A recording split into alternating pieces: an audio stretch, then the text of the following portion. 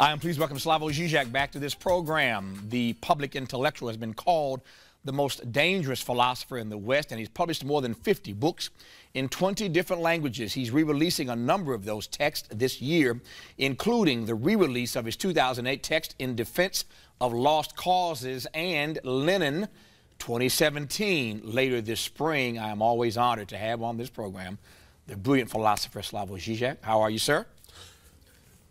I'm well, but otherwise I'm in a bad mood. I'm well because I'm very glad to be here with you. Otherwise you're in a bad mood, but I'm glad to have you here anyway. Yeah. I'm going to put you in a further bad mood, maybe, I don't know. I want to start with, I was surprised, and then again, maybe not, knowing how your mind works, to see this from you. So just before the election of Donald Trump, we are told that you gave an interview to Channel 4 in the UK. And in that interview, you were asked if you were a U.S. citizen, whether or not you would vote for Donald Trump. And you said you would. I'm quoting now from Slate. The most prominent living Marxist philosopher in the world is rightfully horrified, your word, horrified, at Trump. But as a sort of a bright side, he posits that handing him the keys to the Oval Office and the nuclear codes would trigger a big awakening, your words, a big awakening in American politics. Why do you think that handing Mr. Trump the keys to the nuclear codes, which he now has, would be, or is now, a big awakening for American politics? Well, I simply think first that Trump is, I totally agree here with Noam Chomsky's diagnosis. Trump is a threat to world peace, maybe to future of humanity on the earth, and so on and so on. But I think I'm a pessimist in a much deeper sense. I think that where we were all, not just the United States, world moving, we are moving towards a certain end point. Problems with refugees, threat of new economic catastrophes, new racisms exploding, not just in the United States. Europe is much worse now, and so on. And maybe it was a mistake. I'm ready immediately to change my mind. I just think that we should never forget one thing. Trump is an effect. It's an effect of all that was wrong with mainstream liberal politics. Trump, his fake populism, is a reaction to it.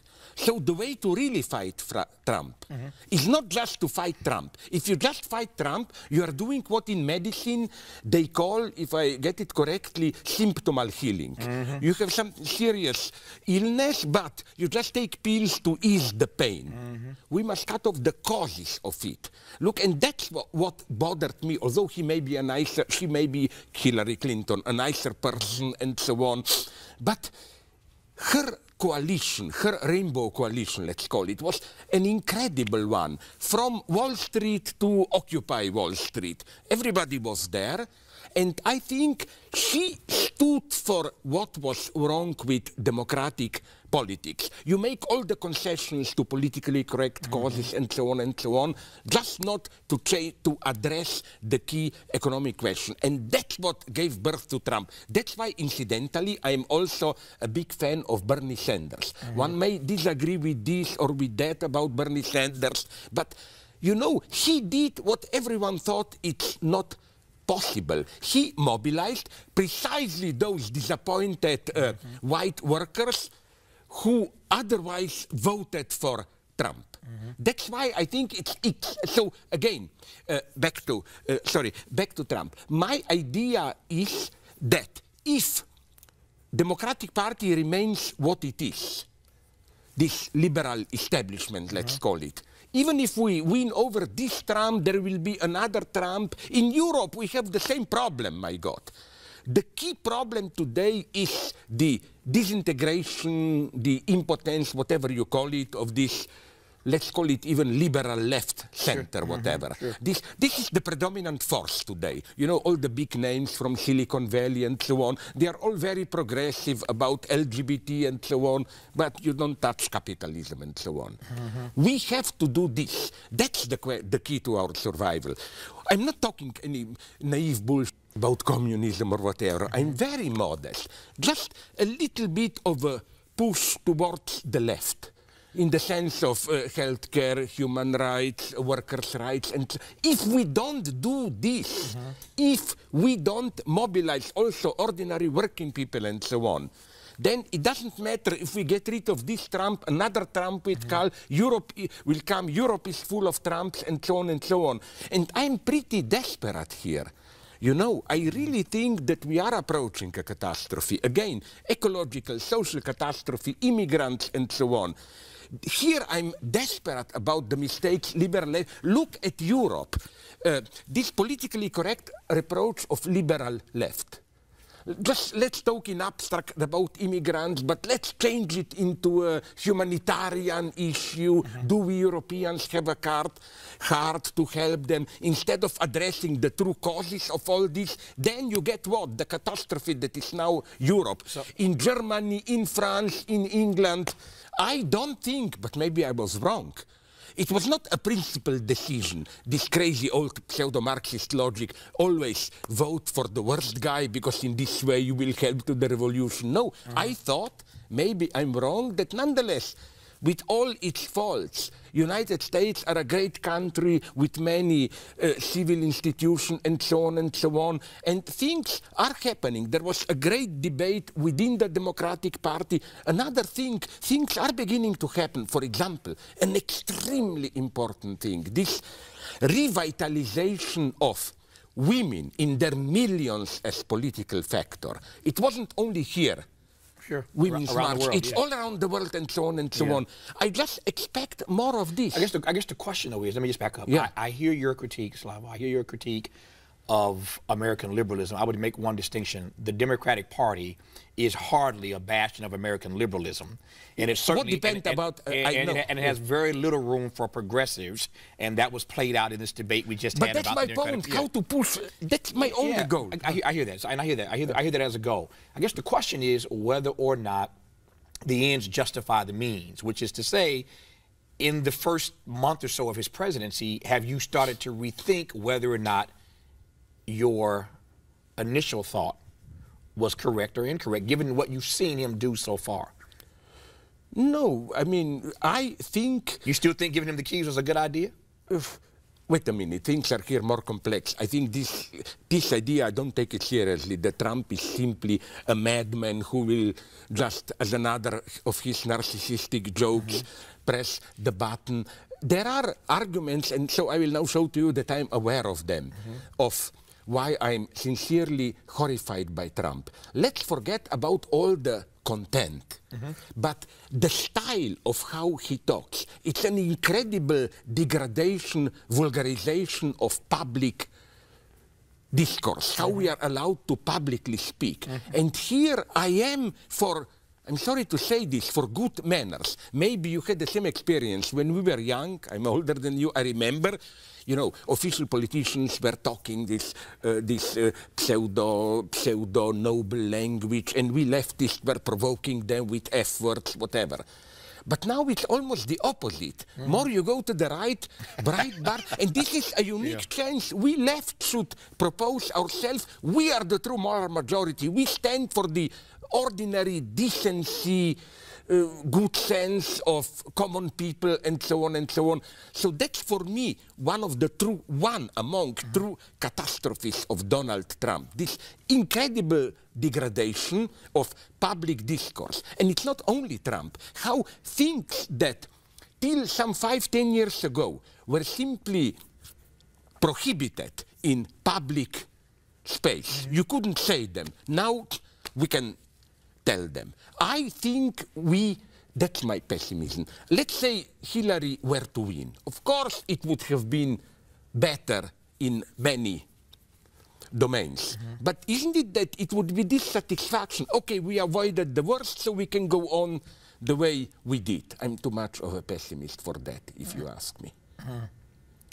But I can be, again, I can be converted. I mean, it was not a principled decision. Again, always vote for the bad guy because the system will be in a crisis. I just hoped, maybe I was wrong, but you know what's my fear now? This may interest you and our public. I have now another fear, and this would be a true argument against me. My God, what if, at least for a couple of years, Trump will succeed? Somehow he will manage in short-term economy, he will not totally break with Mexico, with Putin, he will do some dirty deals and so on, and it may work for a couple of years, you know. I hear your point. And in American politics, as you well know, there's always this notion that whether they're Republicans or Democrats, no matter how left or right they might be, they always tack back to the middle. So my sense has always been that Donald Trump at some point is going to tack back to the middle and act with good sense in some measure and get something done. What that looks like, I do not know, but I've always believed that from the very beginning. Here's the question that you raised for me. And I think you're right. If he has so degraded and demonized the very nature of how we engage in public discourse, assuming that it takes public discourse, that we have to have some sort of conversation in the public square to get this thing right. If that well has been poisoned, how do you even have the conversation? If all the rules of how we engage in conversation with our leaders has changed, how do you have a conversation? My crazy hope, maybe I'm wrong, is that precisely as a reaction to Trump, there is a unique chance that a little bit more radical progressives, they should shamelessly address also ordinary, decent people who are otherwise afraid of the left and so on and so on. Our message should be, listen, Trump is a decadent. We are the true voice of moral majority, Christian values and so on, even family values. This was already an excellent argument. I remember years ago when Reagan spoke about family values. And many of my leftist friends dismissed him as, no, these are conservative Christian values. I told them, no, the leftist answer should be, if you mean anything minimally serious by family values, supporting family, children support, and so on, then Reaganomics did more to destroy family values than all the LGBT leftist or whatever you want, all of them together. I think, you see, that's the crux of the matter. I think that just keeping Trump at bay and protecting this mainstream liberty is not enough. Then we are still sliding towards a catastrophe. Let me read this. Your Lenin 2017 book is coming out later this year. I wanted to read a quote from Steve Bannon, who we all know very well, in the White House. This is a quote from Bannon about Lenin. Bannon says, and I quote, "I'm a Leninist. Lenin wanted to destroy the state, and that's my goal too. I want to bring everything crashing down and destroy all of today's establishment," close quote. That's what Bannon felt about Lenin, and that's what he feels about the establishment in the US of A. What do you make of that comment? The Lenin I like, and he miserably failed, is the Lenin after the revolution and civil war, when the Bolsheviks in power faced this simple problem. Okay, now we won the war. How do we reorganize the daily life? The big misery of today's left for me, from Venezuela to everywhere, is even in Greece, Syriza, and so on, is they are big at bringing together 1 million people. We all cry with them. But you know, for me, the true test of progressive forces is what I call this post-alcoholic nightmare, the morning after. It's easy to gather 1 million people, but at some point, at some point, things return to normal. That's right. How will ordinary people then feel the difference? That's the problem. Does the left have an actual answer here? They protest. Okay, how to reorganize society and so on. I will give you an example. Did you see the movie? Maybe many of our viewers did see it. It was popular a couple of years ago with Natalie Portman, V for Vendetta. You remember, at the end, people penetrate the British Parliament, people take over, and what happens then? The end. As I like to say, sorry for tasteless metaphor, I'm ready to sell my mother into slavery, God bless her, she is dead, so I can say it, to see a movie called V for Vendetta Part 2.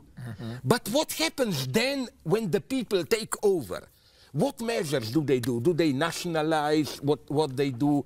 I think this is really the crux of the matter, the big problem of today's left. But there are a lot of people on the left who would ask you, and I will stand in their stead and ask you, what do they do? If the Republicans control the House, the Republicans control the Senate, they're about to control the Supreme Court, they control the White House, the average ordinary citizen doesn't feel empowered. They don't feel that they have the agency to actually do anything about this until there's another election in a couple of years. What do people do? Okay, my first counterpoint would have been, but people already felt that they are not in power under previous democratic administrations, and that's why Trump won.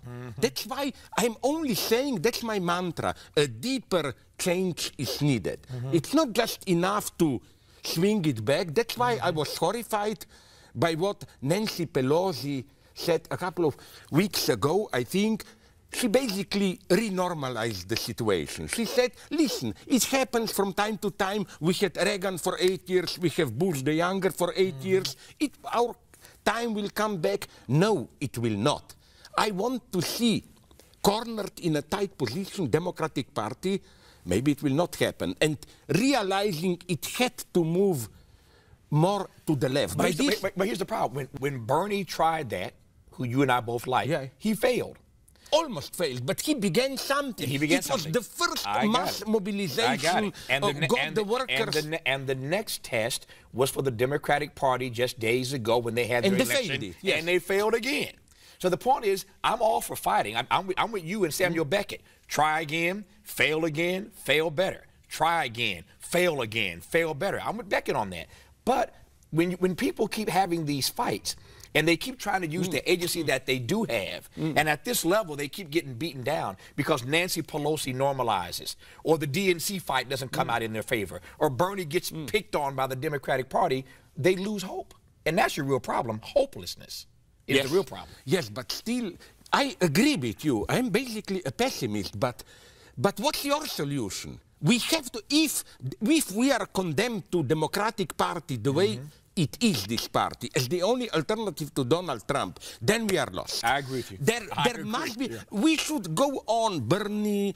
The crucial thing now, I think, is to bring Bernie, what Bernie stands for, our revolution or whatever, together with all black movements and so on. And we have to do a great long-term pedagogic work here. For example, another point that may interest you. Remember Black Lives Matter? And then the answer of Donald Trump and some others, not just black lives, all lives matter. Blue lives matter, all lives matter. That's a dirty lie. You know why? Because in general, this is of course true, but the specific violence of the system, you can grasp it only in that case of black lives. And I will give you another example here, so that you will not think that I have any respect for Donald Trump. You remember when it was that debate about who is more guilty, either black demonstrators, where some madmen also shot a couple of policemen, or white policemen who overstepped their limit.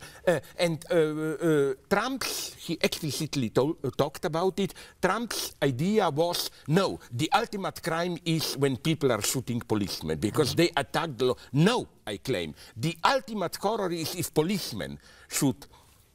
You know why? Because if an ordinary guy shoots a policeman, it's deplorable, it shouldn't be done. But it's still somebody outside the law attacks the agent of the law.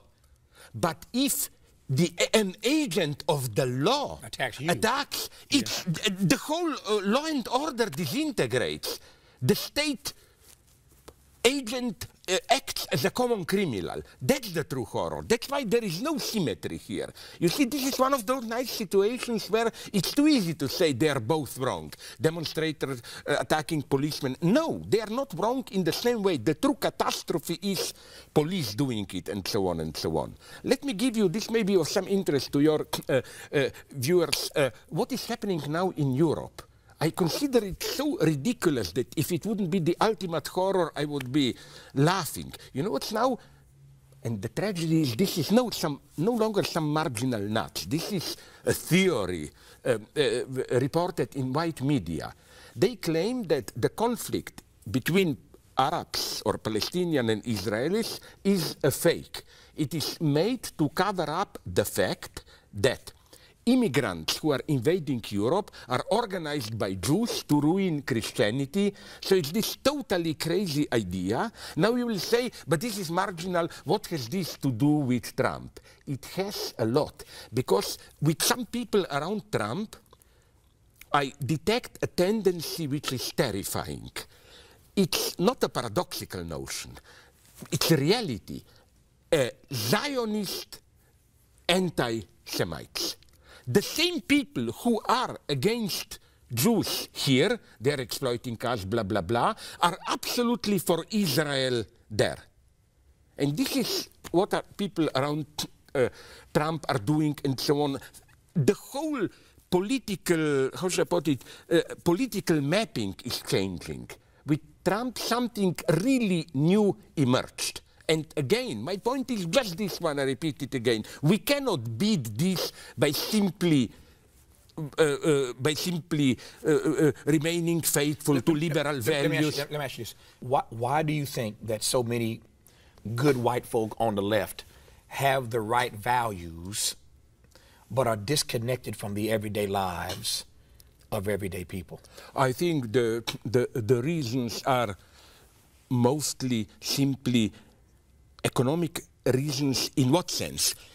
I think that's the lesson of Bernie Sanders for me. You know, even if they are these white liberals and so on, they may be sincere. Yeah. But you know what always bothered me? If you look at these politically correct people who claim not LGBT plus. They're all politically correct, I guess. Yeah. But the point is that what makes me so suspicious is this extra urgency, how they insist on all this.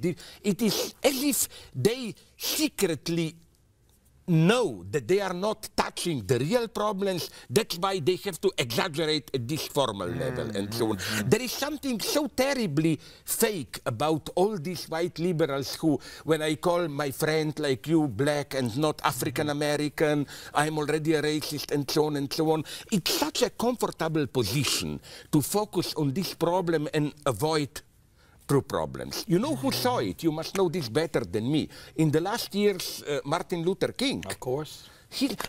Again, I'm not arguing for this out of some crazy, twisted, radical leftist idea. No, I'm just saying that if we don't move the whole scene a little bit towards the left, liberalism itself will not survive. Liberalism, what was best in liberalism, all the lessons of tolerance, women's rights, and so on, can only survive through a move to the left. I'll leave it there. I feel like I'm just getting started on that last point, but I think you take his point. I am always honored to have you on this program, my friend. I'm very glad to be here. You must come again. We'll do it again. I consider you, I'm not saying this in vain, although we met just briefly, one of the few people whom I see as my authentic friends here.